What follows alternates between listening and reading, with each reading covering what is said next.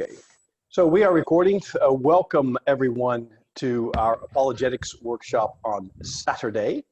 And I'm Peter Gillies, in case you don't know me. And we have a couple of hours together, which is not enough time, but that's what everybody says on here. So when John's on here, we don't have enough time. We never have enough time. So let me just get us started here and get some of the ground rules, if you will, going for our session this morning. Like I said, it will be recorded. The breakouts will not be recorded, so you can say all kinds of crazy stuff there. Here, you have to monitor yourself and make sure you don't ruin any political aspirations that you have. But we will share this with the people that couldn't be here. We have some of the ground rules here. That's the second bullet point. We have limited time, so please play along.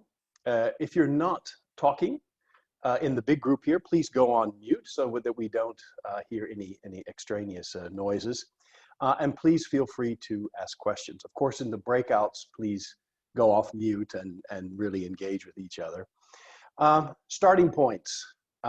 We are going to do small O Orthodox, small C Catholic Christianity today, standard stuff. We're not going to get into a bunch of theological discussions necessarily, but I did want to bring in some biblical reasons for doing what we're doing this morning. And that is, we are encouraged to give an answer for our faith and for our hope, to know how to answer, to defend the gospel, to contend for the faith, to be merciful to doubters, to encourage others, to be able to teach, and be able to argue persuasively, and not to be taken captive by goofy philosophy. The word goofy there is mine. I'm not using some strange translation of the Bible to get those things. The goals this morning are modest. The goals this morning are modest. What I would like, and one of the problems that I have is, I don't know about you, we want to get people to become Christians. And so we get a non-Christian in front of us and we think, I have now a goal, yeah? So you're not a Christian and I would like to make you a Christian. And chances are that's not gonna happen. You're not gonna have the time, it's not gonna be the right timing, all kinds of things. So what I would like to change a little bit is change us from harvesters to gardeners, yeah? And so the idea here is, again, very modest. How do we get into a gardener mindset? How do we put a stone in people's shoes, huh? But do it in a very respectful way. And one of the best ways to get your head in the right place when talking to someone about Christ is have respect for them. And I'm going to show you just how to do that. And this will allow you to be in the driver's seat, as it were. I don't know about you, but I get into conversations with people and I want to show them what I've learned. And somebody says, the Bible isn't true. And I say, wait a minute, I just read a book on, or I just did this. Let me show you why it is true. And that doesn't really work. And why doesn't that work? And what might be a better way? That's the first thing we're going to do this morning. And the second thing we're going to do this morning is those killer shutdown statements that we get. So you say, Henry, don't you want to get closer to the truth? And Henry says, what's truth? Henry gives a sort of Pontius Pilate. There is no truth. And you think, well, yeah, I mean, it's true for you, but it is not true for me. Yeah, okay, but and so what do you do with that? What do you do with that? And so what we want to do is we want to look at the internal logic of these shutdown questions, not so you can come back and be a smarty pants. That is not the idea. The idea is not to be a smarty pants. The idea is to keep your head in the right space, that you know when you hear nonsense or goofy philosophy. Okay. So that's what we're planning to do. If you think that all sounds much too scary for me, you should log off now, because that's what we're going to do in the next couple of hours. And I would like to start us off with a prayer before we get going. So let's just take a couple seconds here. Father in heaven, we thank you that we may still come together as Christians.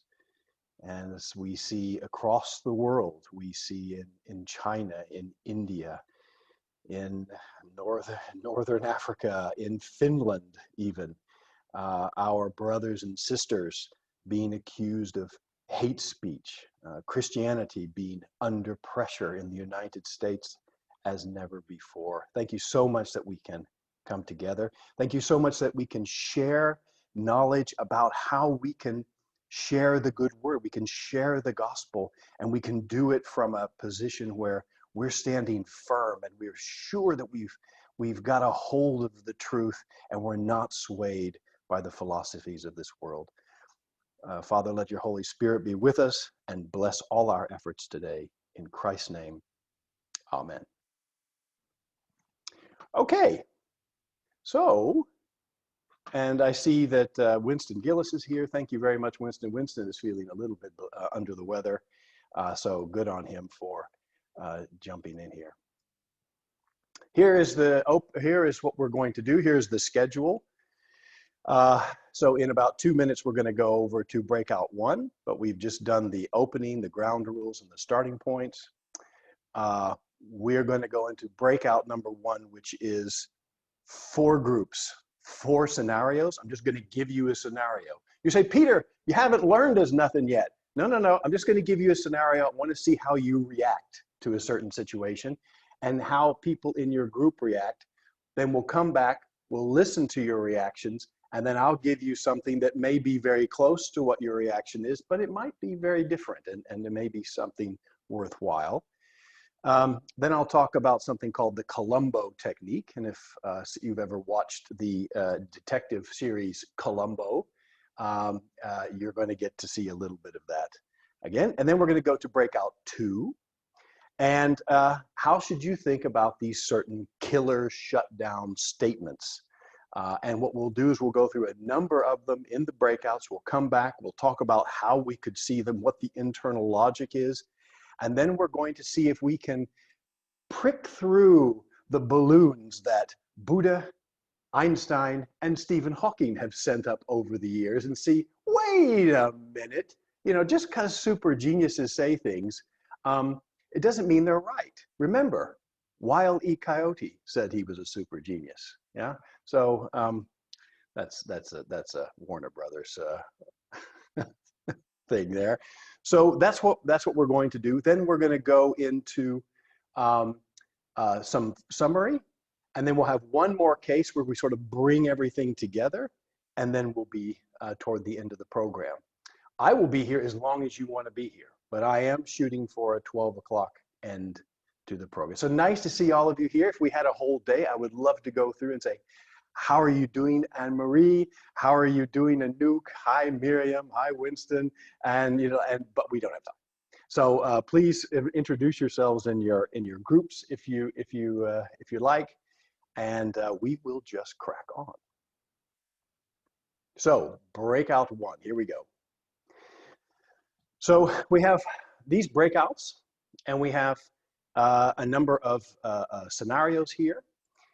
I'm just going to open the chat here, and I'm going to put for everyone in here, I'm going to put in the chat, there is in the chat, the Zoom chat here, there is a download. You can either download this, which is all of these cases here, so you can read them in the breakout. You can do a print screen if you like, or you can just remember your case. Once I put you in these groups, please go group 1, group 2, group 3, and group 4. So scenario 1, you're at a dinner party, friends from church, conversations kind of goes here and there, and suddenly the host's son announces with some hostility that he doesn't believe in God anymore. This actually happened. He says it's not rational, there's no proof, no one had any idea he's been moving in this direction, and there is an awkward silence. What do? What is your first thing? Wait, do you sit there? Are you silent? Do you wait for someone to say? But let's imagine that you do want to engage. Yeah. How would you engage in that moment? What would you actually say? Yeah. So don't say, well, in theory, I would think back to 1 Peter and say, oh, blah, blah. No, no, no. Actual, practical, I would say these words to the group or to this young man. Okay. Scenario 2, this is the weekly Bible study, and there's a discussion about the Sunday sermon, and a newcomer says, who are we to say that Christianity is better than any other religion? I think the essence of Jesus's teaching is love, just like every other religion. It is not up to us to tell others how to think or believe. We're supposed to love others, not tell them what to believe. So what do? Somebody comes in and says, all religions are pretty much the same. It's just love here and love there and love everywhere. How do you engage with that? Scenario 3, a friend notices the Bible in your backpack or on your coffee table or on the dash of your car, wherever, and says, oh, yes, I've read the Bible before. It's got some interesting stories, but people take it too seriously. It's only written by men, after all, and men make mistakes. Which is true, but that's not what this person is saying. So what would you say there? And then scenario 4, sitting at the car dealership. I know this is a pre-COVID example. Watching the television while you wait for your car to be serviced. The news person says that religious groups are trying to get new laws against abortion. The person sitting next to you says out loud, haven't these Christians ever heard of separation of church and state? They're always trying to force their views on everyone else. You can't legislate morality. Why don't they just respect other people's opinions? So people are sort of looking at their shoes and looking at the ceiling, and there's a silence, and what do you say? So I'm going to put you in some groups here, and as I put you in these groups, I will also come around and make sure you're okay. So you say, oh, we don't have the case, or can you show us again, or something. I'm coming around to be a friendly helper. So let me put you in groups.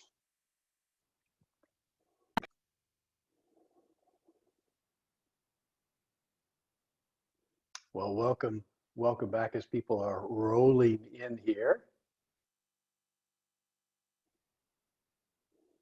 Just give people a minute to come back.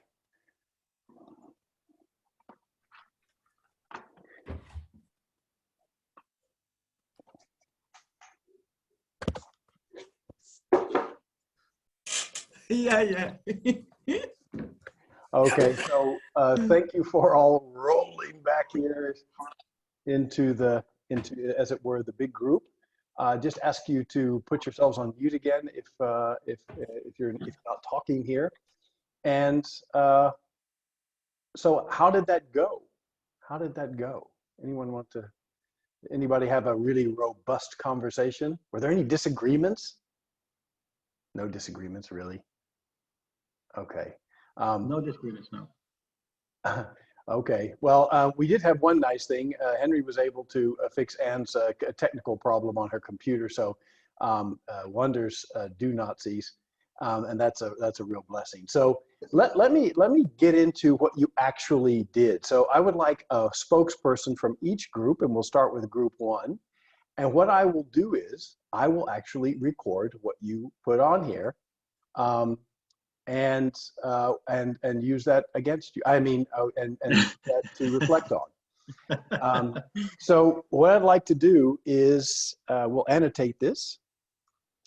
And somebody from the dinner party, would you just give me in sort of bullet point form how you approached this and what you wanted, how you thought you would engage with this? Someone from group 1.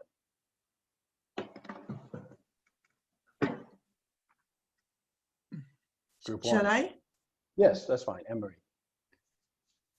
But there were different approaches from different people. Okay.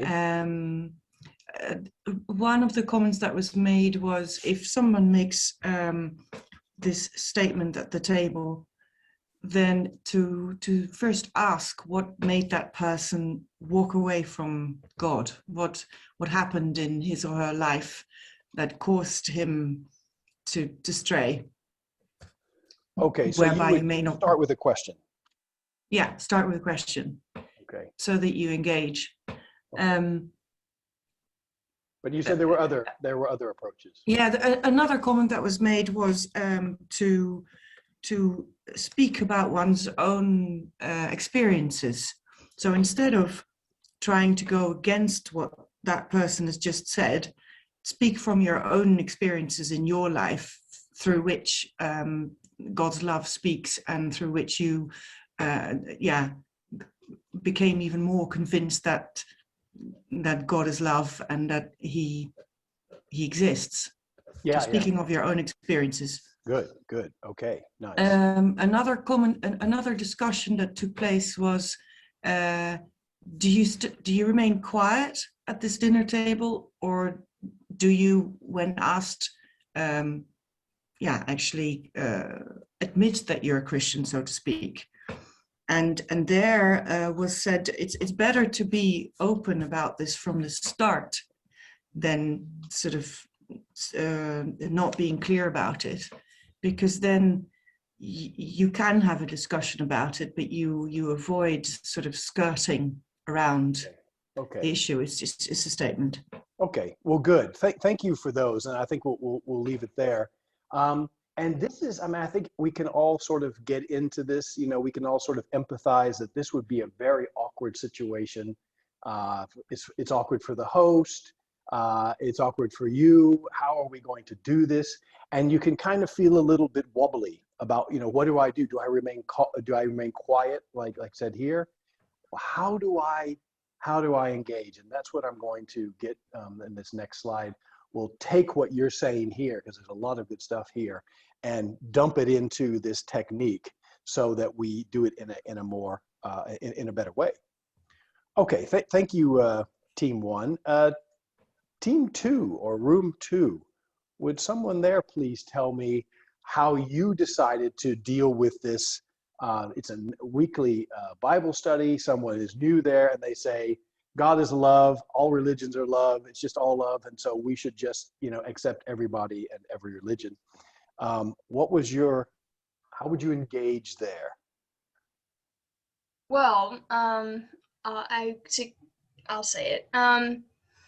So we just talked a little bit about, and the first conclusion we came to is that probably we shouldn't throw a statement in there and just totally, you know, attack them in a way. Oh, you shouldn't attack them. No.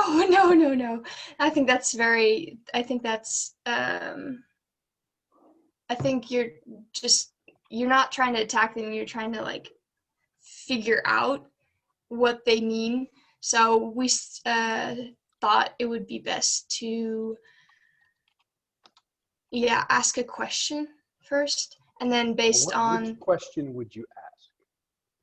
We would probably ask something like, why do you think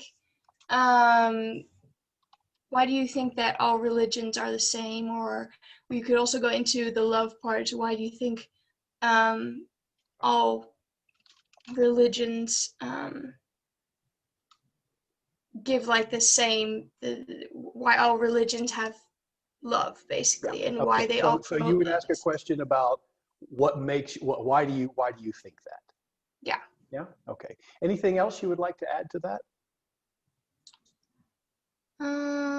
Well, and then you'd ask that first question, and then based on what their answer is, you would probably keep asking questions to figure out what their point of view is, and then have one question after another question, kind of like a lawyer in court, or not.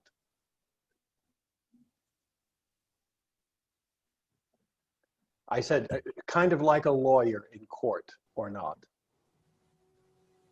No, I don't think we see. Yeah, kind of like that. Okay, so some people say a lawyer in court, and some people say, no, don't do that. Okay. All right, group three. I'm sorry, if you guys want to discuss something, you have a question, please stop me. I'm focused on the agenda and keeping time and all that kind of good stuff.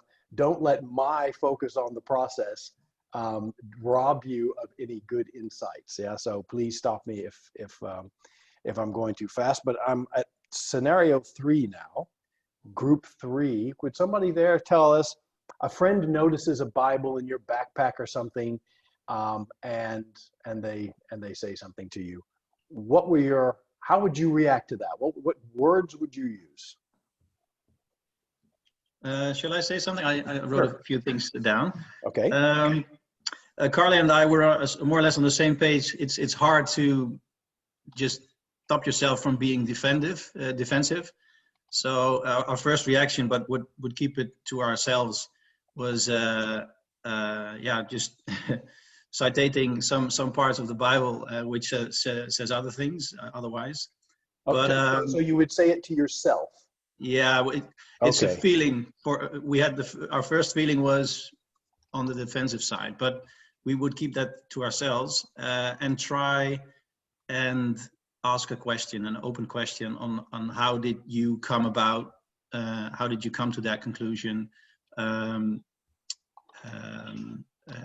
Henry said something, maybe give an advice on reading the Bible in a different way, like the Gospels. Just read it as a history book. But also, we were further on in the discussion, we were like more reluctant to do that. Maybe just pick a story out of the Bible, his story. He would choose a story and then get the conversation going about that story, getting his opinion, getting his views, and then maybe get deeper into that story, what it means to us and to him or her. Yeah. Carla also mentioned maybe ask questions about his life, so get interaction going, because he is a friend. So yeah, how is his life going and why did he come to that conclusion at this point? I said something like where when he's a friend, maybe you can say something about your friendship, that your views on the friendship with him or her reflect your Christianity. Yeah. Maybe something resonates there. Yeah, that's something. Okay. That's about it. Yeah. Good stuff. Really good stuff from all the groups so far. I was kind of hoping I would show you something in the next slide. You'd be like, oh, no, really? And I think actually you're going to be like, yeah, I kind of thought that. So for me, just very disappointing. But really, yeah, like I said, disappointingly good feedback here. Okay, group 4, and I'm just kidding. I think you'll find the next stuff interesting. Group 4, would you tell us where you went with this encounter at the car dealership? Okay, well, I'm happy feedback. I took some notes. Okay. I think the folks in our group were really great and had some really good stuff. I think probably 6 points in a way. One was this view of just knowing yourself, that these are people that you don't know from the scenario. And there's an instinctive reaction, a temptation to be silent. You know, and I really appreciate the honesty among us saying our instinct would be this, to let it just slide.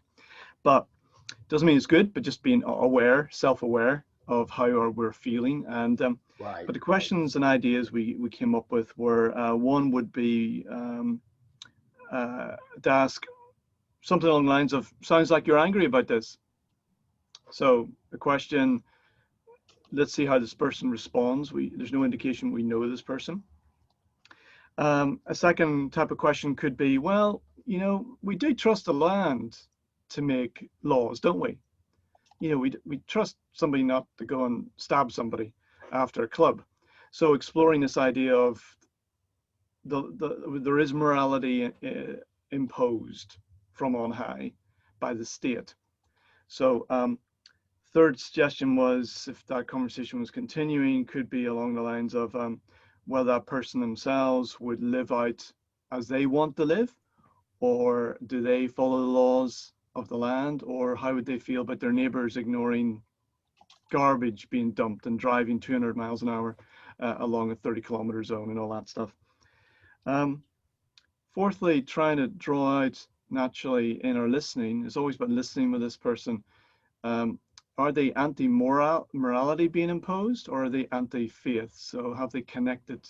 It's really an anti-Christian thing this guy's reacting against, or is it actually, even if atheists were imposing morals, he would kick against it? And what would that question sound like? Don't think we came up with one. I think I was just more listening to the other responses. What's he coming back on? Right. Because Madeline had a good question about asking about. Sounds like your this idea of hurt, or this really annoys you, because that may draw out, is it a faith thing or a morality thing or even a work thing? This person perhaps may have gone through an abortion, or they've got a work colleague who's been hassled. But also, fifthly, we thought about this idea of reflective counseling, you know, Peter, that you reflect back the words. Because some guys, particularly like me, who talk as we think, we can just say out something, and then when somebody reflects back, so, you know, so you think the Christians are forcing their views on everyone? He might go, oh, no, well, no, it's that group of Christians, you know, or actually, well, no, it's not Christians. It's basically, you know. So in a way, we suddenly open up the door that the guy didn't really mean to say that, or if he may. So that's what we're beginning to feel out. Helping the other person clarify what they think. Yeah, we thought that was really important as well. Okay. Yeah.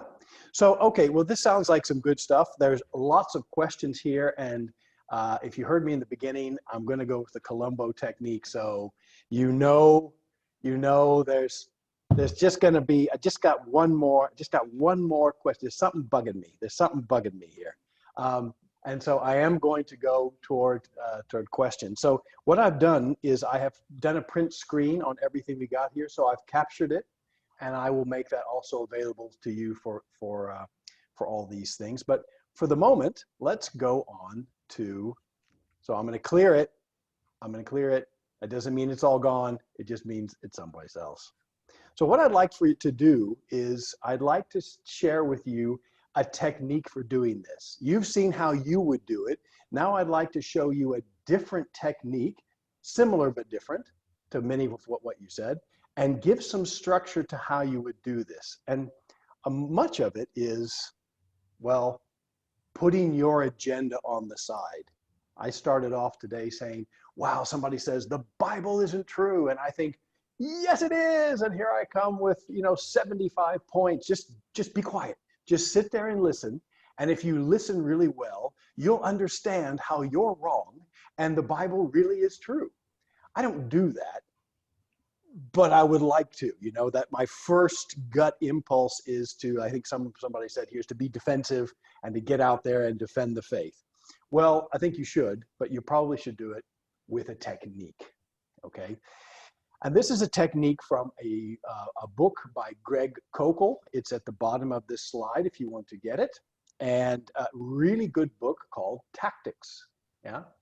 And so I don't think we should be shy about using tactics as Christians, because as we showed on the very first slide today, we are asked to use tactics, to be better in our explanations, to be able to give a defense, to be able to speak with people in a way that could persuade them, like Paul did. So this is the Columbo technique. And basically what it gives you your first question. It says your first question should be, what do you mean by that? What do you mean by that?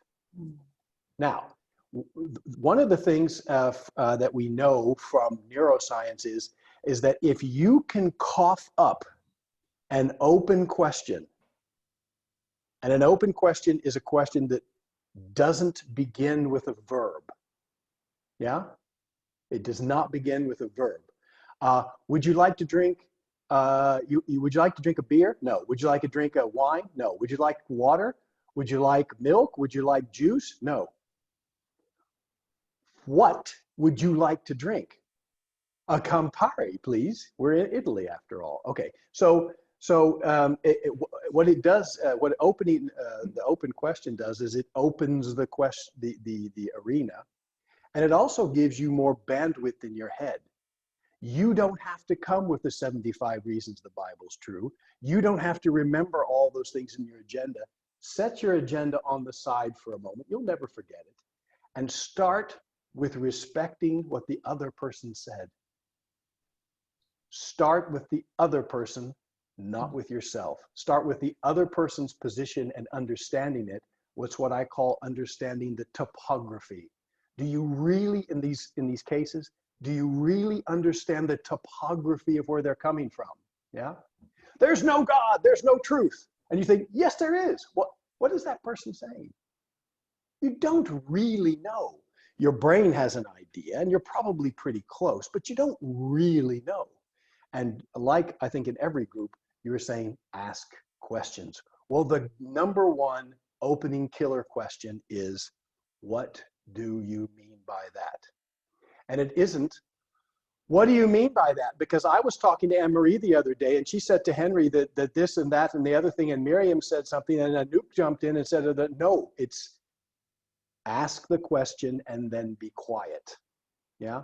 What do you mean by that? And they'll say something, and I'll give you on the next slide, I'll give you some examples.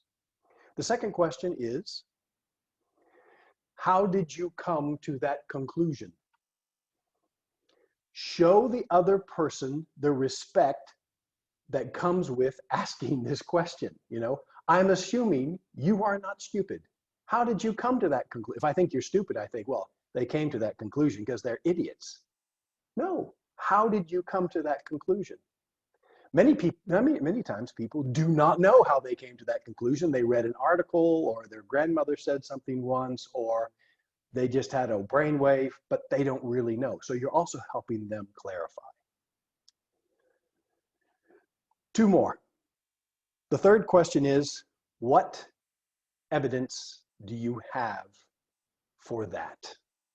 What evidence do you have for that? And by the way, I'm going to show you that it's nice to memorize these. And if you can ask them in this order, it's great.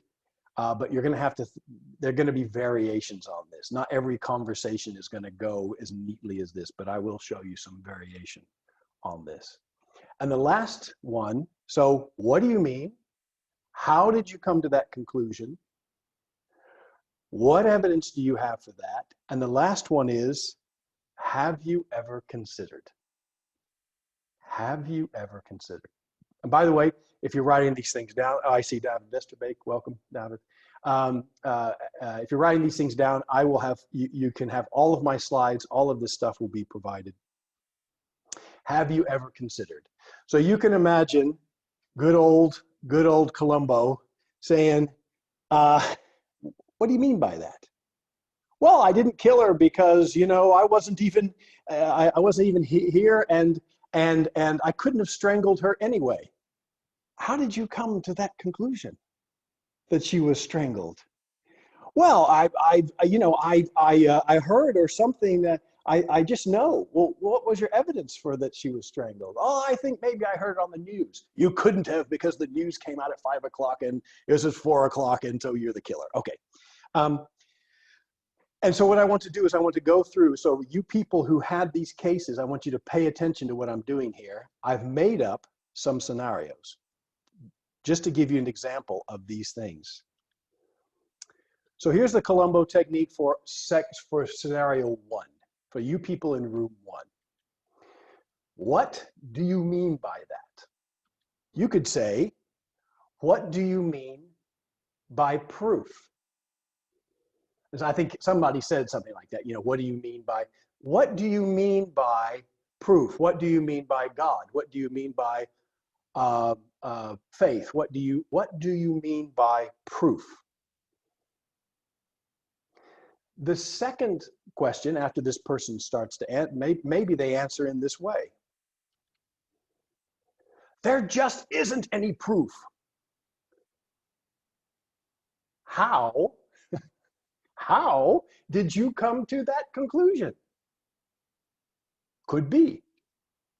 And then the third question, they may say, well, it was 2,000 years ago. No one has any proof of anything 2,000 years ago.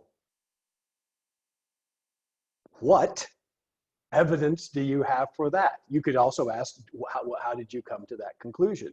Now, all of you right now are probably thinking, what, 2,000 years ago? We know all these things about the pyramids and mummies from 5,000 and 6,000 years ago. Are you kidding me? 2,000 years ago was like last weekend. It isn't.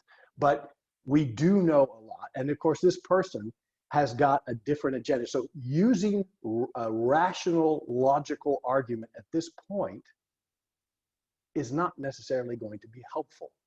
But asking these questions and making sure you understand the topography of where they are will be extremely helpful. Okay, let me just go through the other group. So room 2, this was your case. And of course, I'm making up the answers, okay? The answers could go in any direction, you know?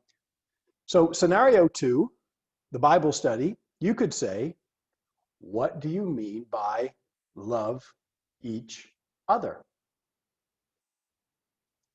And they might say, well, you know, people should just be kind to each other.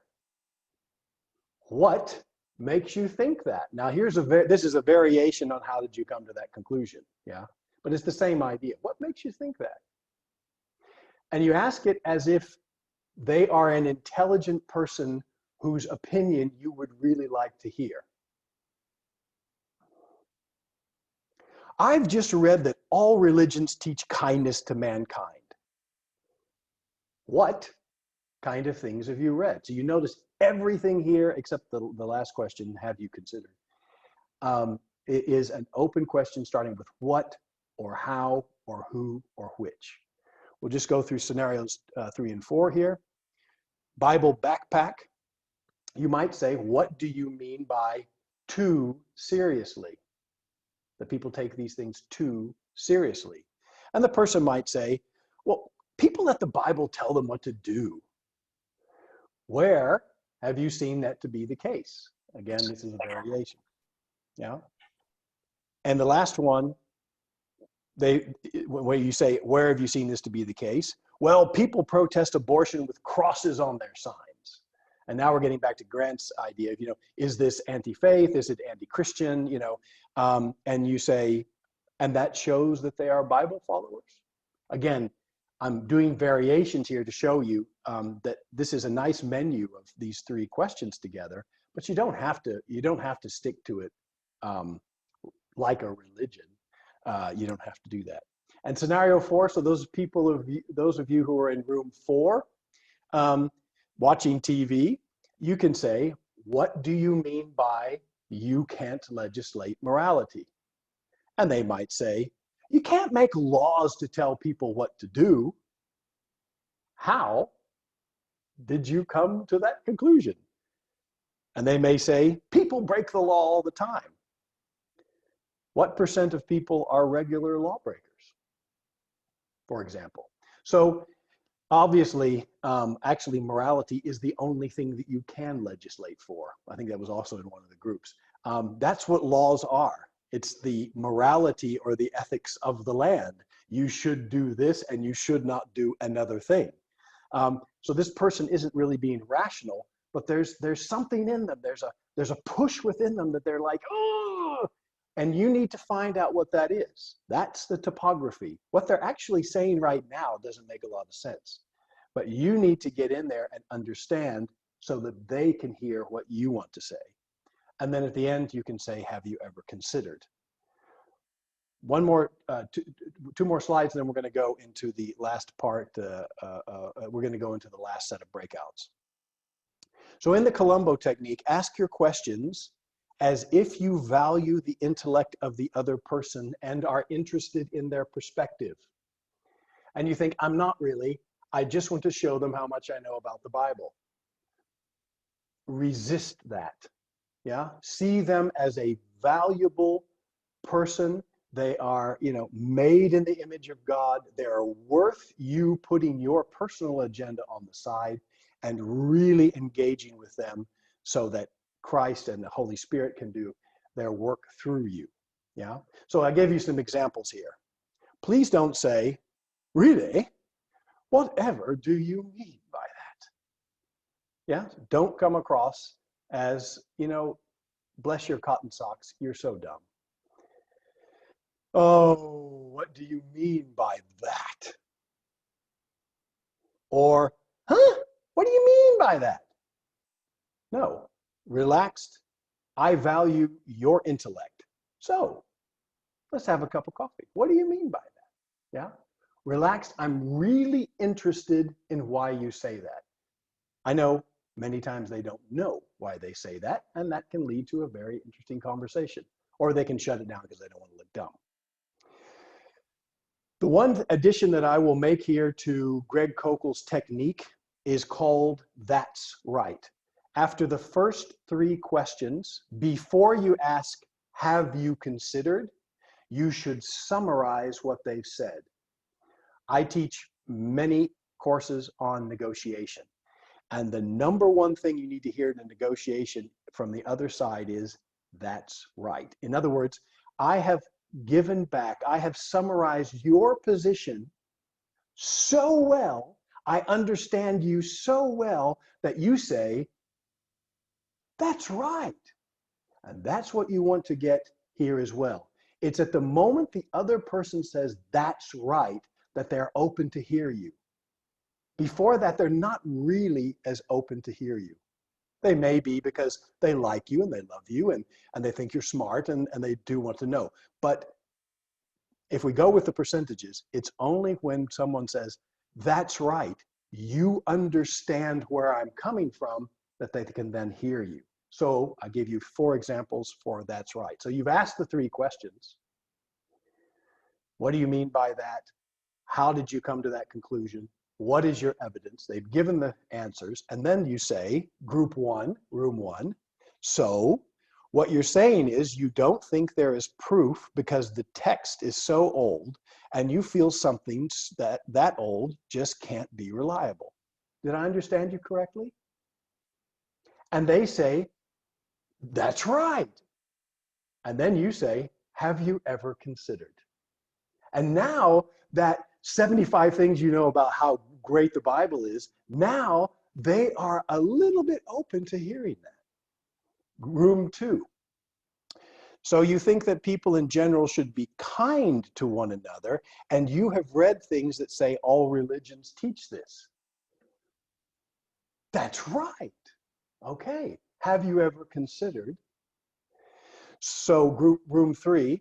So what you are saying is you think people are mindlessly led by the Bible, and you see this in those who protest abortion rights. Did I understand you correctly? Yeah, that's right. Let me tell you another thing. Okay, maybe they'll come with more stuff, but they're really, you're on their side in the way that they feel really understood. And it's so nice to feel understood, isn't it? And room 4, you might say, so what you are saying is we cannot expect to turn morality into law because people will just disregard the law. Is that, do I understand? Yeah, that's right. Now, we know that last, it doesn't make any sense, but we're not making sense here. We're understanding the position, the topography of the other person's position. Okay, so what we're going to do, we'll have a review on that. That's all we've got. So we've got the 3 questions. What do you mean by that? How did you come to that conclusion? What is your evidence? We find a moment in the conversation to get a "that's right," and then we say, "Have you ever considered?" And we're going to do that in the summary. We're going to have one more where we do this. But I want to take all of this technique, these 4 questions and the summary, the Columbo technique, and I would like to now take the Columbo technique and put it on the side. So I'm going to take my cigar, and the cigar is going to leave and go over here. And we're going to put that to one side. We're going to use it again here in about 30 minutes. We're going to take that technique and put it on the side. And now we're going to switch gears. We're going to do something like John Cleese might have said at Monty Python, and now for something completely different. It's not completely different. But what I'd like for you guys to do is get engaged with some of the shutdown questions you are going to hear. And these are very, very common.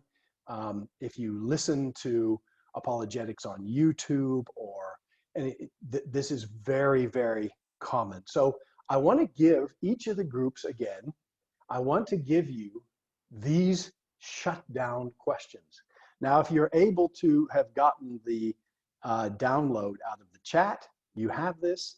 Otherwise, please take a screenshot here. Room 1 will do the questions in section 1.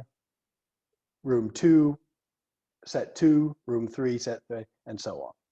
And so all I'm going to ask you to do is look and say, you Christians talk about truth, but there is no truth. And you go,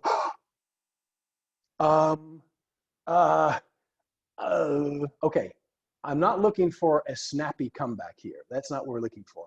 I want you to peel this thing apart and say, what is this? What is really going on here? Let's apply it to itself. What is the internal logic of this statement?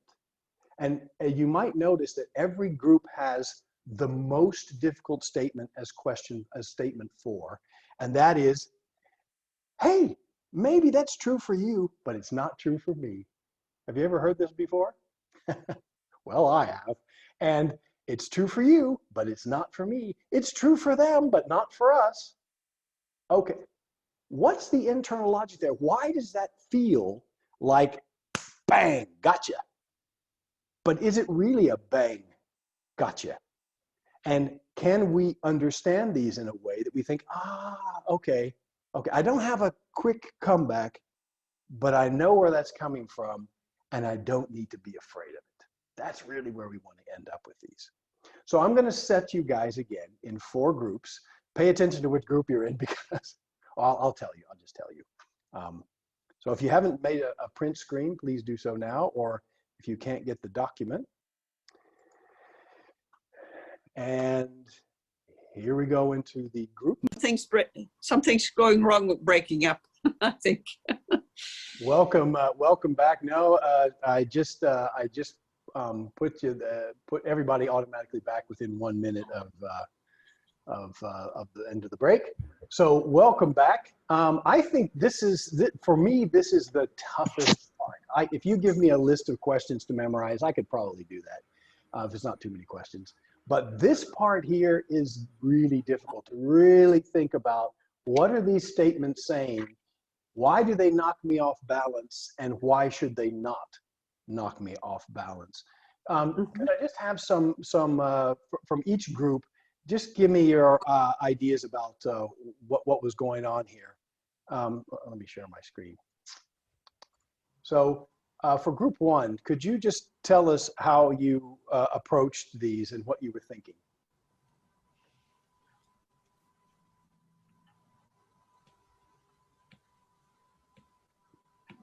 Don't be shy. Shall I say something? Sure. Well, we started off with sort of confusion that we didn't really understand what we had to do. Mm-hmm. And then you explained, Peter, what we had to do. And after that, David did a little bit of brainstorming. And then the time was up. Okay. Exactly.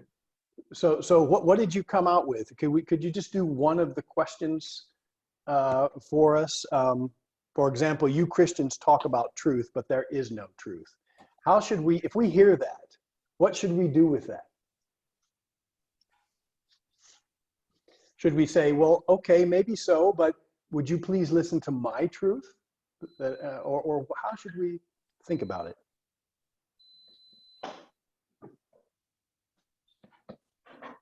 Well, you could ask if that is then the truth. Exactly. This person is making a truth claim.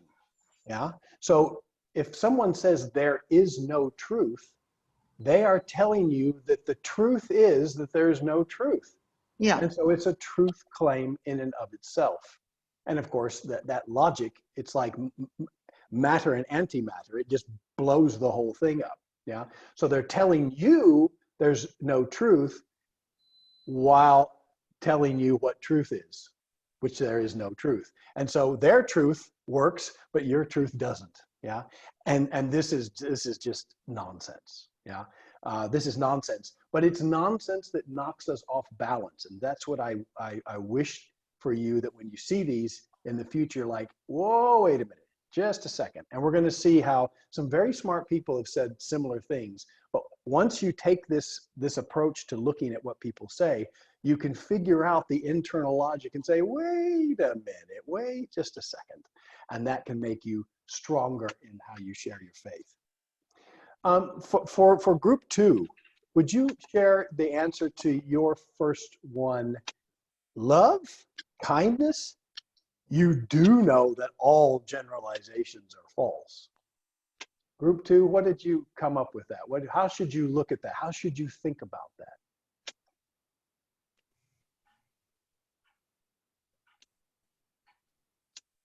I need a group 2 person.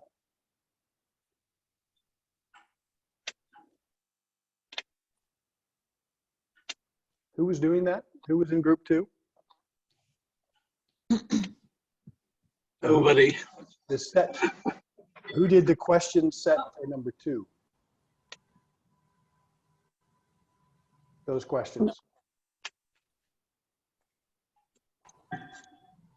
So love, kindness, you do know that all generalizations are false, which is in itself a generalization. You see? So here's someone using a generalization to tell you that your generalizations are false. Again, the logic kills itself. How can you come out with a generalization to say that all generalizations are wrong? Oh yeah. What my brain hears when I see this is, you've made a generalization that can't possibly be correct. And then I get all sort of off balance. Yeah. This is what we concluded in our conversation as well, that indeed all generalizations are false. And we didn't actually have the time to go through all 4 statements. So we actually jumped from 1 to 4. Okay. What was your answer for 4? Well, I think we concluded in the end that it's a real conversation killer, a statement like that. Yeah. And it leaves some of us with sadness, because when you believe in something so beautiful, you want to share it, and you want that other person to discover it as well. And when they make that statement, it's very difficult to continue the conversation. So we finally concluded it's very important to realize that we're not in this on our own, where we should involve the Lord in moments like this, and call on him and ask the Holy Spirit to fill us with his wisdom, so that we can use his words. Yeah. And this is why I started off today with saying we are gardeners. We are putting stones in shoes. We are not there to come in as Superman or Superwoman, pick up, an ocean liner, throw it in the sea, and there's one more for Christ. That's not it. And it's the Holy Spirit that moves people, and God works through us. Yeah. But if you think that it's, all of this is on your shoulders, then you've taken a little bit too much on your shoulders, I think. And so if we look at ourselves as gardeners, and I'm just putting an idea here, I'm just putting a stone in a shoe there, it takes some pressure off of us.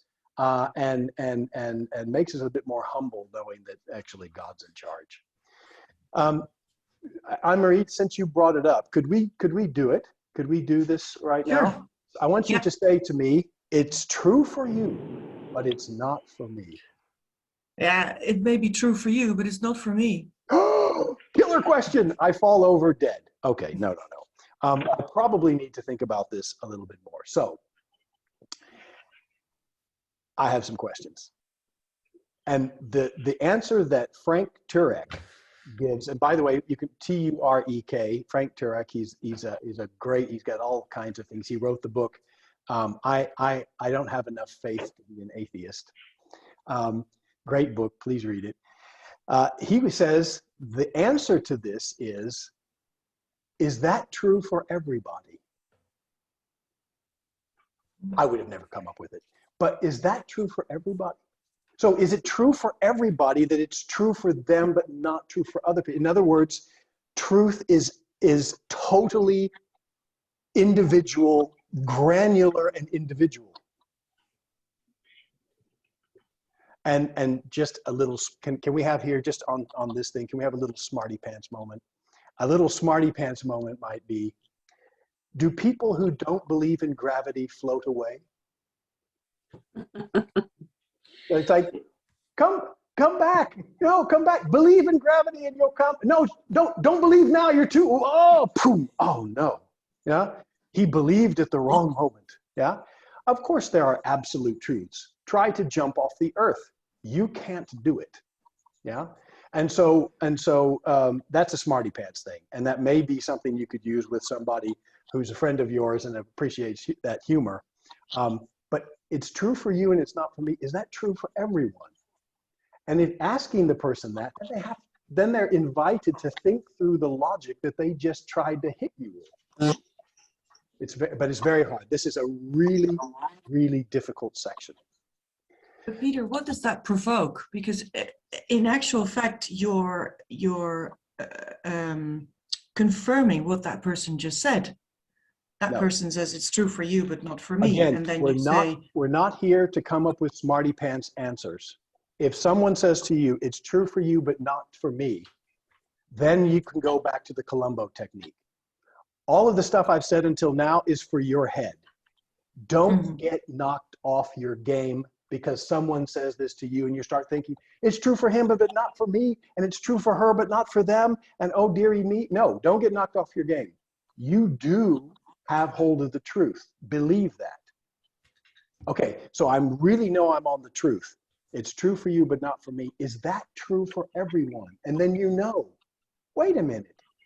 This sounds convincing, but it isn't. And then you go back to Columbo and you say, what do you mean by that? How did you come to that conclusion? What evidence do you have for that? Let me see if I understand with a summary. Have you ever considered? And all of a sudden now you've taken a killer question, you've applied some Columbo questions to it, you've given it back in a summary to the person and they say, yeah, that's right. And now they're willing to hear, have you ever considered? And now you're really able to put the stone in the shoe. I'm not saying that this is the killer thing and every time I do this, the person becomes a Christian. Absolutely not.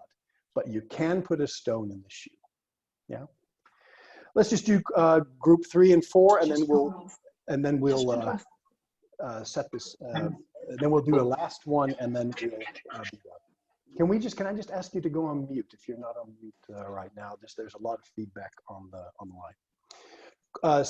Question set 3. You can't know the real world. Reality is unknowable. Who did that one? We did. Anouk, Granton, and me. Anneke, tell me, what was your answer? Yes. What's the Well,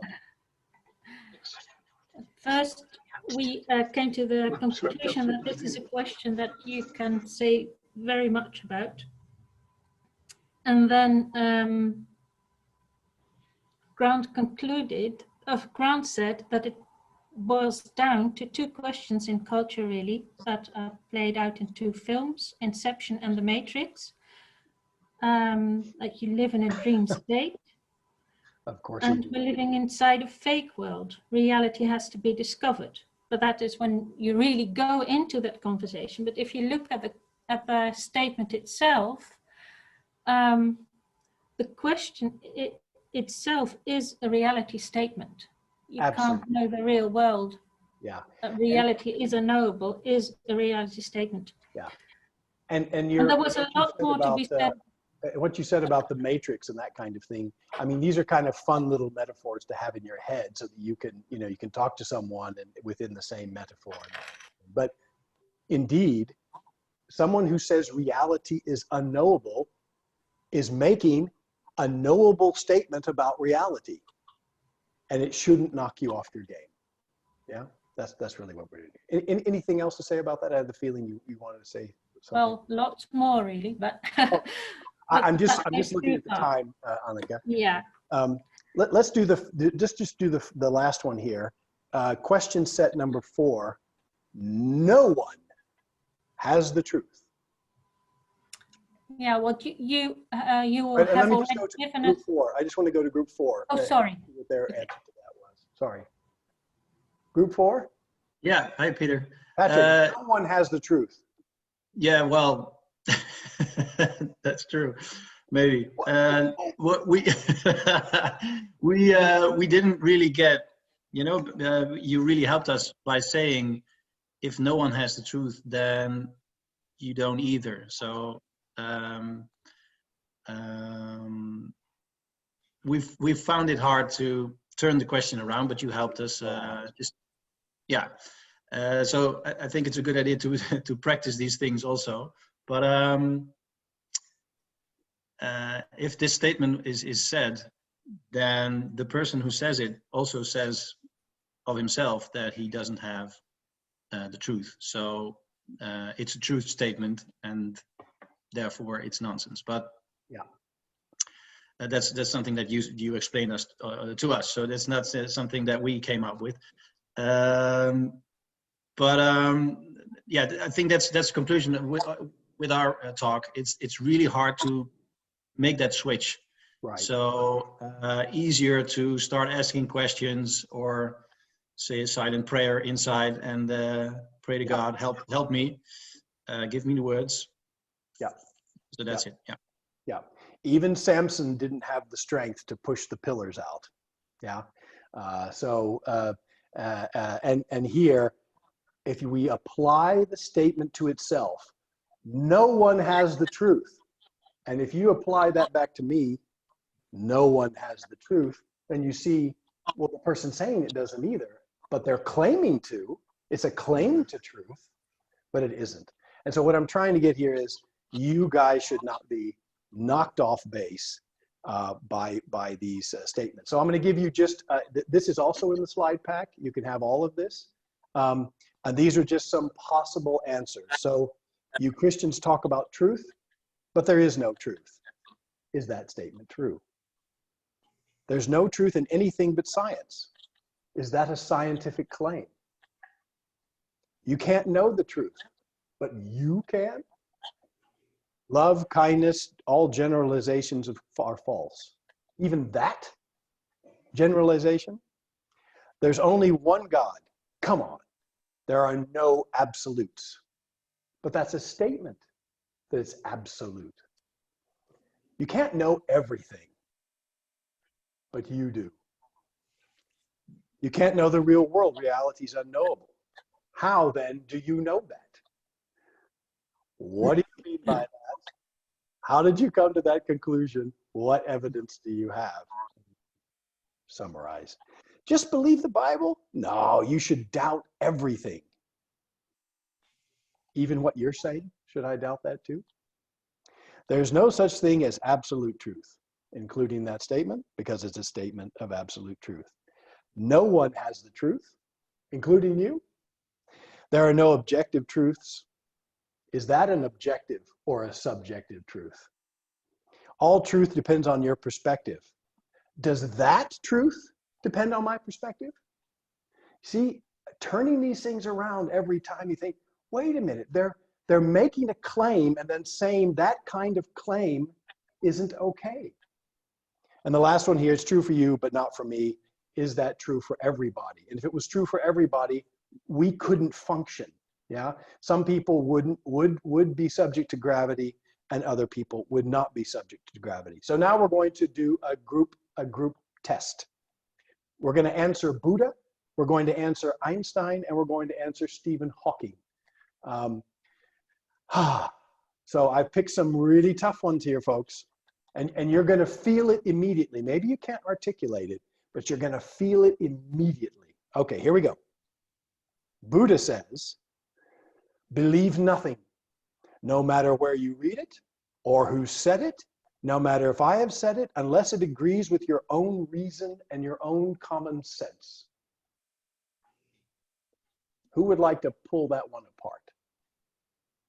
What questions should you have about that? Patrick, you're already, Patrick, you're on mute, but tell me.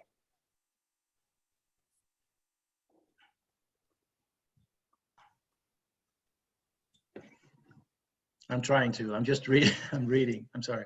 Oh, okay. Yeah. Believe nothing, no matter where you read it or who said it, unless it agrees with your own reason and your own common sense. There's a couple things here. Why then you're telling me not to believe things that other people say, yet you are telling me that. Yeah. You turn it around. Buddha is saying, don't listen to anyone. Don't listen to anyone. What? Yeah? So that doesn't work. Who here understands quantum physics? Yeah, I didn't think so. Even quantum physicists don't understand quantum physics. It's not common sense. But why do we believe it? Because there is scientific evidence. Just like the Bible, we have scientific, archaeological evidence for things in the Bible. Buddha here is saying to disregard all things that are not purely common sense. And he's saying, don't listen to me while asking you to listen to him. So this is how you can pull these apart and see how it actually doesn't work very well. Let's do another one. Albert Einstein says, truth is what stands the test of experience.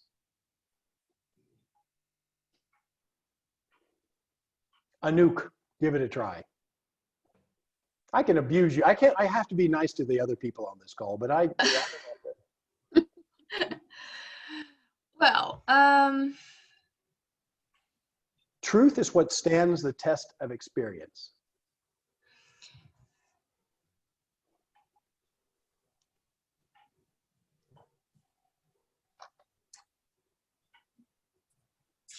well, I would be very, I tend to ask, like, is that true? Like, Is that an experiential statement? yeah.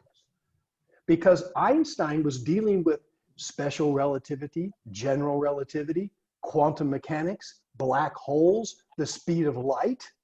Are you kidding me? The guy who's dealing with that says, don't believe anything that you can't experience. His whole life, the only experience he had of these things was the formulas he wrote on the board and the little experiments they did. But that wasn't him experiencing it. It's too small to experience. So the guy doing the stuff that he wants you to say, I believe it, is all the stuff we cannot experience. And so turning these things back, he doesn't have that experience. Yeah. So turn it around and turn the statement back on itself. Of course, you do have to know who Albert Einstein was. Let's do one more.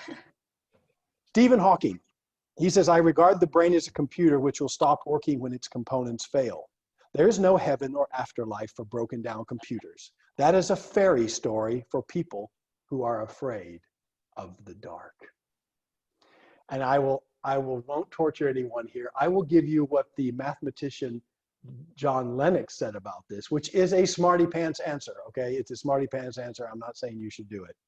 John Lennox said, but if there is a God and an afterlife, then atheism is just a fairy story for people afraid of the light.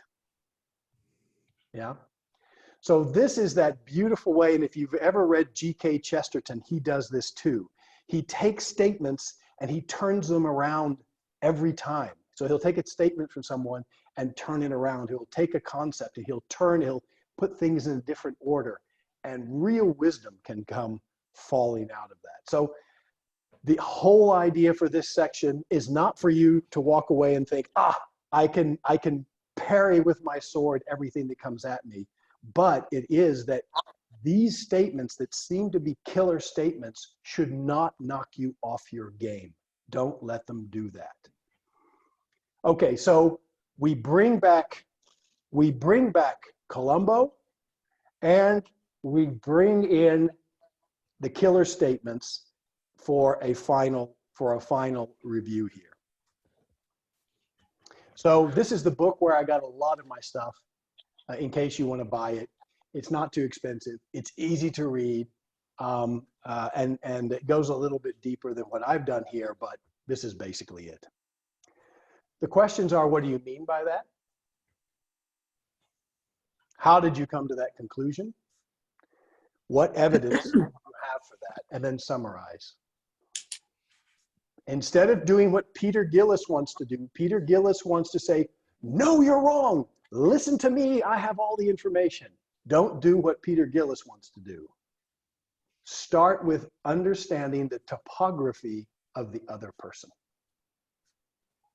And when you summarized the topography and the other person says, that's right, then you can say, have you ever considered? The other thing we've done is looked at the internal logic of killer questions or killer statements. And we know that when someone says there's no truth, we know they're making a truth claim.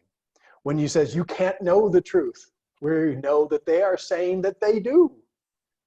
When they say there's no objective truth, they're making a statement of objective truth in their mind. And the last one, it's true for you, but it's not for me. Is that true for everybody?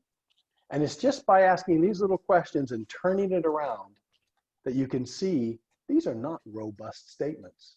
Yeah? And they should not be intimidating to me. Okay. Last case. We're going to do this last case together. And here is the case. All together now. Scenario number 5. You have been discussing Christianity with a friend or a loved one. You have given them your best information and logical reasons to believe and answered all their objections to God. You've really done it, yeah? We're using the wrong Peter Gillies approach here. There is a silence. And they say something very disappointing. They say, I hear what you are saying, but I'm sorry. Belief in an old bearded man in the sky is just too much like a fairy tale to me. There is no way for people to believe in things they can't see for themselves. What do you do? I will play the role of the person who doesn't believe in old bearded men in space. What do you do? What do you do? What do you say? Miriam, what would you say? What's the first thing you say to me? Well, I think the first thing I would say is, I don't believe in an old bearded man in the sky either. That's not the image. Yeah, Sorry? That would be a strong thing. Yeah, I don't either. It's not at all the image of God I have. Yeah. So that will probably knock him off balance in the first place. Yes. And I think the next thing I would say is, are you sure you don't believe in anything that you can't see for yourself? Aren't there many things you believe in that you can't see? Okay, well, let's do that. Okay, so you say, I don't believe that either. Yeah? Do you believe in things that you can't see? Yeah, sure. Yeah. It's a closed question. Yeah. And that is why the technique is so good. You can say, I don't believe that either. You're correct. And they may say, okay, but it doesn't get you further. It's part of your agenda. And I'd like for you to put that on the side and understand what is you see the statement here. You know what I said. But what is the topography of what's in my heart and in my head? So the first question you could ask me is what?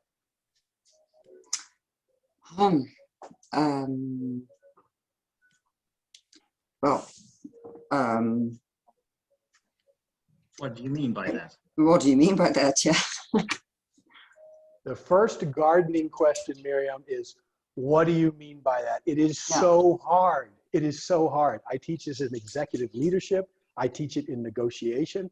All of it, open questions is absolute magic, and it's the hardest thing to do.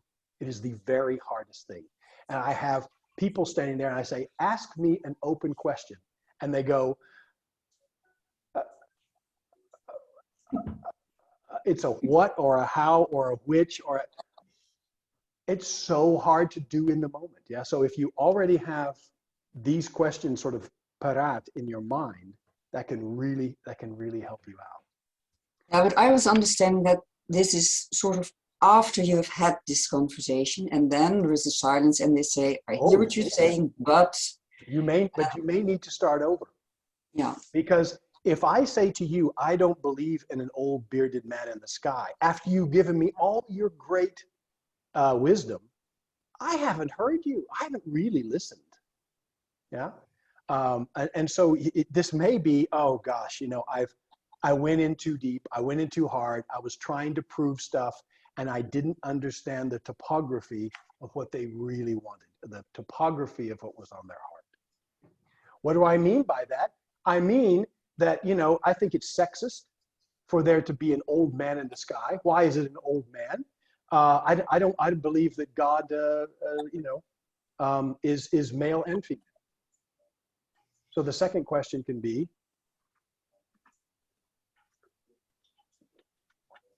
how did you come to that? Come to that conclusion. Yeah. How did I come to that conclusion? You can see it everywhere. Half the people are men, half the people are women.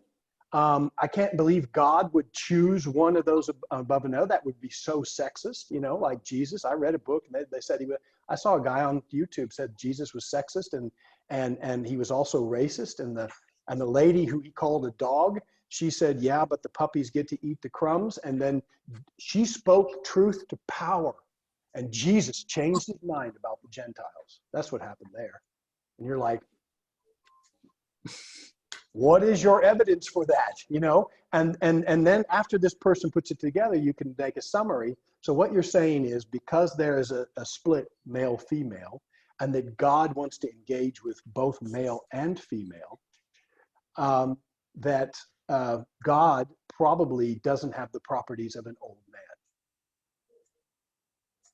That's right. It doesn't get you that far, okay? But it at least opens the door.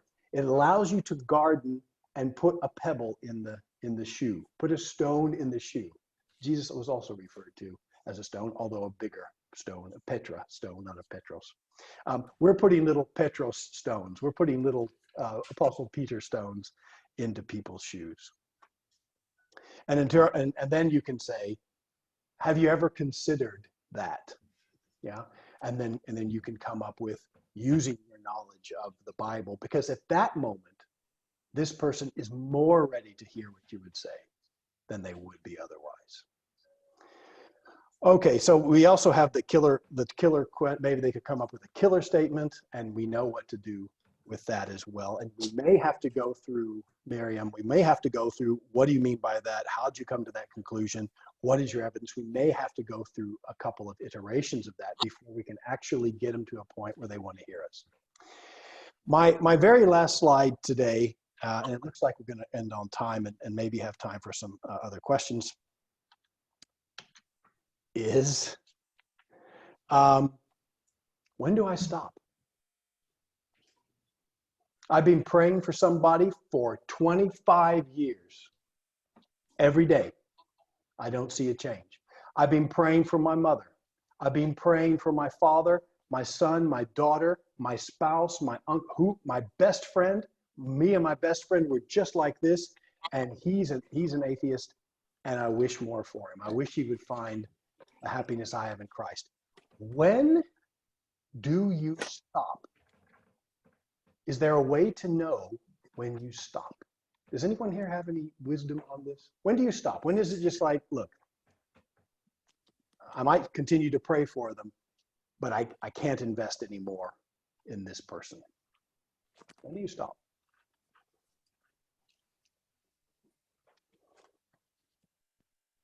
I have a smarty pants look on my face here because I know that what the next click is, but I didn't come up with this. Frank Turek came up with it, and it's just a suggestion. You may say, never stop. And who's to say that you should never stop? Maybe that's really good wisdom. Yeah. But what would be an indication that you should stop? Do you mean never stop praying for them? Yeah, I'm not certain that I would give up necessarily on certain people. When can you stop trying to actively engage with someone?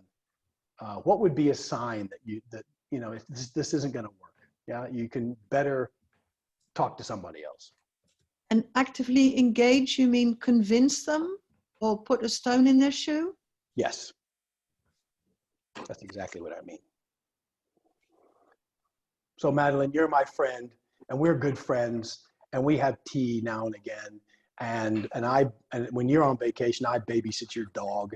And, you know, we've had a number of conversations on this and I've really prayed for you. We've talked and talked and talked about it, but, you know, it just doesn't seem to be going anywhere. At what point should I back off and say, this isn't going to work? What do you think?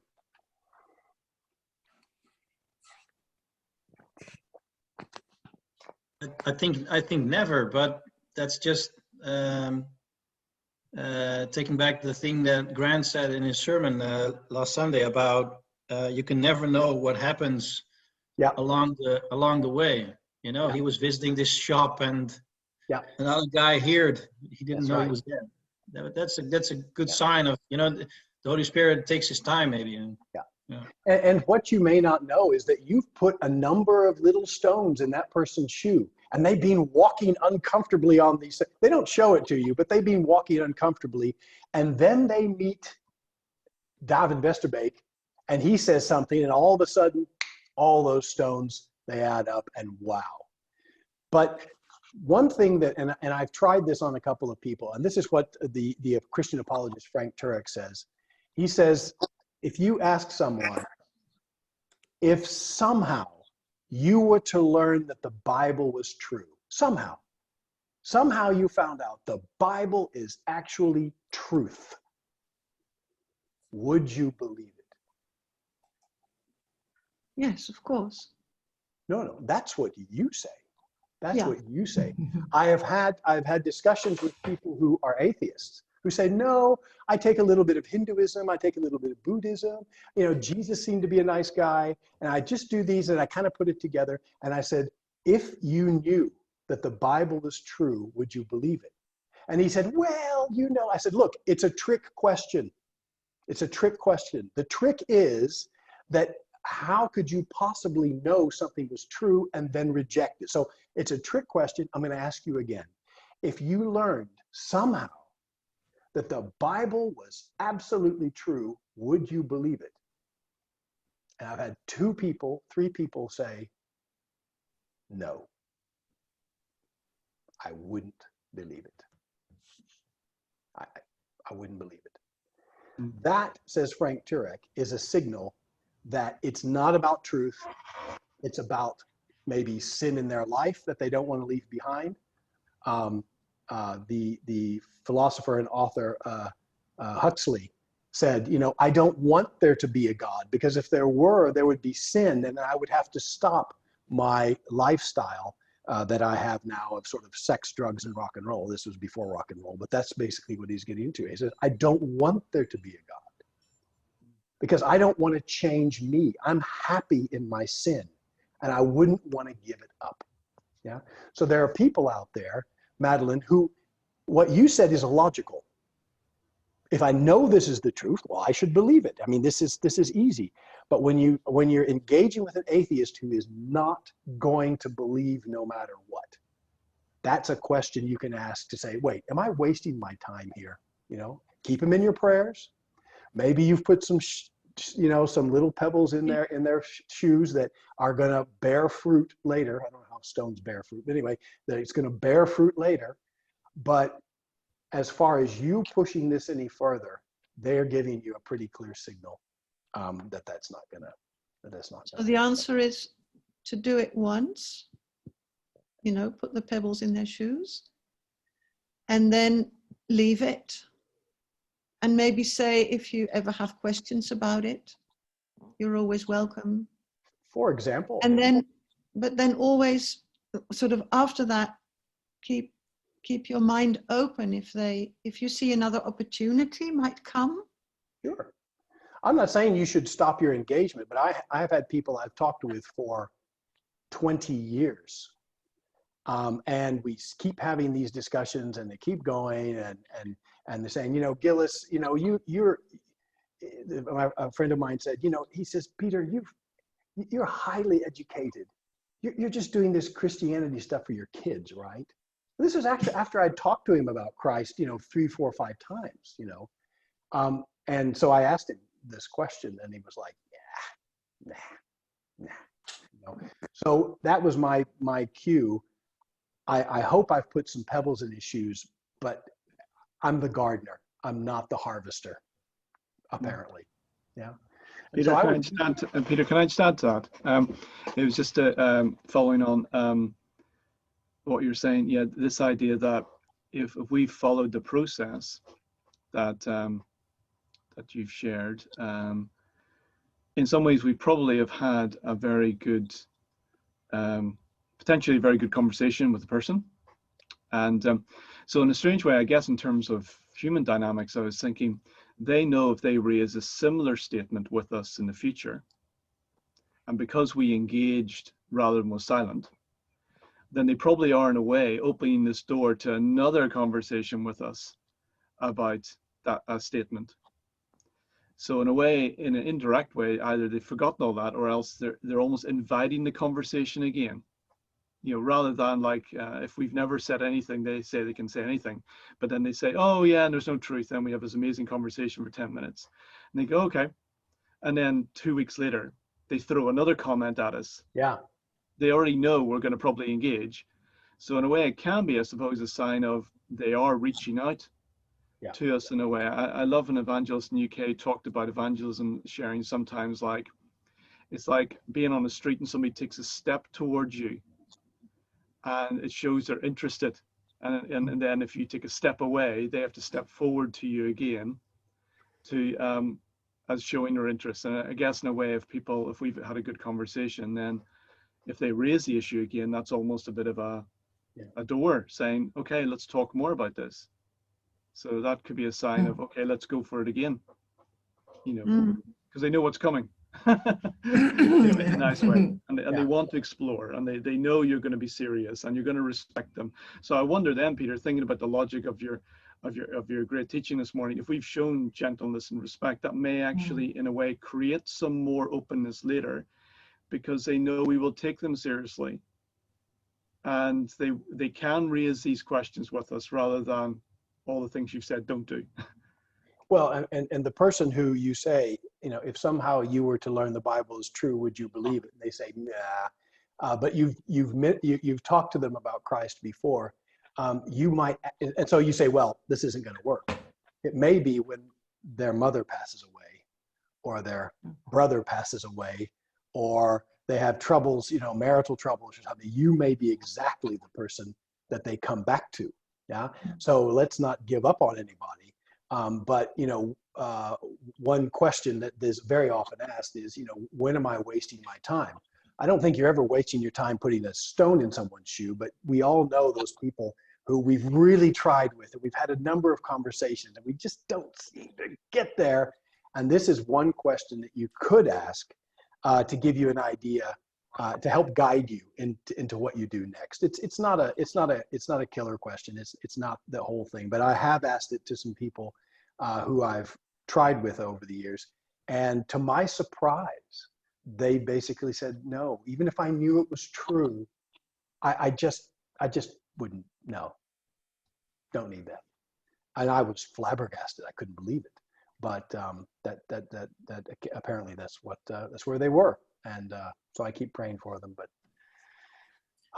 we don't have. And Peter, isn't there also this thing about our own attitude, where there is ways to engage with people about faith by starting conversations with them or engaging in conversations, and then on the side of that, or maybe even more so than that, there is also our own behavior. If depending on how close these people are to you, I personally have quite a few non-Christian friends, and they see how I react to things that happen in my life and how I deal with them. And there are, we've had numerous conversations, just like you just mentioned, about events in our respective lives over the dinner table. Then something happens to me, and I tell them, well, and they say, yeah, you're so peaceful about this or that, or wow, it's really impressive how, and that is the moment where it's like on a silver plate, it's handed to you the opportunity to just say, yeah, but it doesn't come from me. It's that peace comes from God. And still they may then that moment go like, oh yeah, okay. But without further forcing it onto them, you radiate God's peace. And also that is in a way a pebble. Absolutely. Really good example. I mean, it's another pebble technique that we didn't cover today, but absolutely. Yeah. Thanks for sharing it. Okay. Well, it's gone 12 o'clock. And anybody else have something to share or a comment that they would like to make before we have a prayer and we go off and enjoy the rest of our Saturday?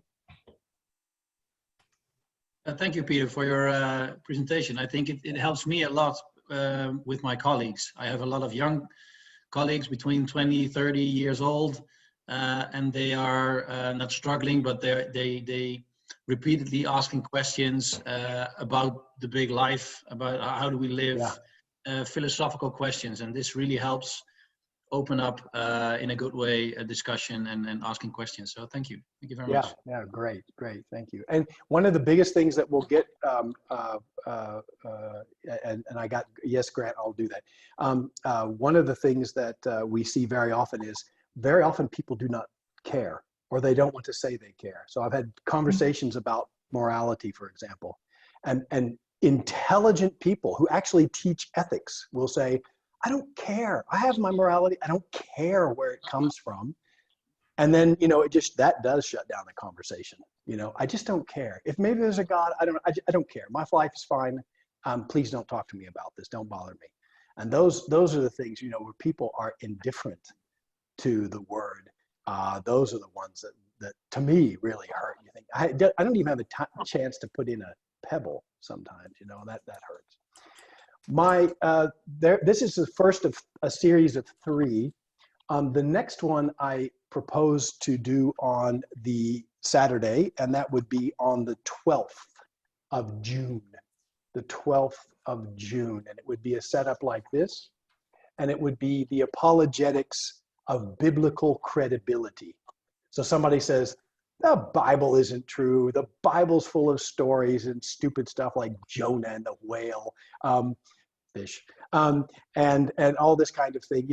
What kind of muscular defenses do we have to present? So at that point, have you ever considered, and they've said that's right, and they're open to it, what can I say about the Bible and how credible it is? And so if you have questions about this and you say, but I do want to know about Jonah, or I do want to know it, please feel free to send it to me. I'm going to come with some pretty standard stuff that people have questions about, but we're going to give you actual answers next time. Yeah, this is how you can answer. The Old Testament was just written a long time ago. We don't even know if those people existed. Who knows? Keep in mind, for 2,000 years, people said Pontius Pilate didn't exist. Some Roman historians said, some people said something about a Pontius Pilate. It got captured in the Bible, which was being rewritten at the Council of Nicaea. And Pontius Pilate, we have no indication that Pontius Pilate ever existed. And the Roman historians back in Jesus' time that wrote about Pontius Pilate only wrote that because they heard his name from the Christians. Until 1961, when we found a big rock that said, I, Pontius Pilate, under the Emperor Tiberius or whatever, dedicate this building. Yeah, and I think it was in Bethsaida or Caesarea or something like that. It's like, oh, so 2,000 years long, Christians had to hear this whack, whack. The Bible isn't right. The Bible isn't right. And all of a sudden, archaeology said, oh, we found it. Well, what other things are out there like that really show that our Bible is absolutely reliable? And that's what we're going to do next time. So let's close in prayer. Father, thank you so very much for this time together. We've got 2 hours of stuff here, really crazy stuff, and ways that we can put our agenda, as it were, on the side, and really get to understand the people we're talking with. Show them the respect of understanding the topography of their problems, and then be able to share your word with them just that little bit better. And also that these killer statements that come in and might knock some of us off balance, we can look at them and say, wait a minute, Buddha and Einstein and Hawking, they're these brilliant people, but I can now see that, no, that the real truth is the truth that you have given us through your Christ, through your word, and through your Holy Spirit. Thank you so much for that. Send us out in the power of that Spirit, so that we can be better servants for you. In Christ's name we pray these things. Amen. Amen. All right.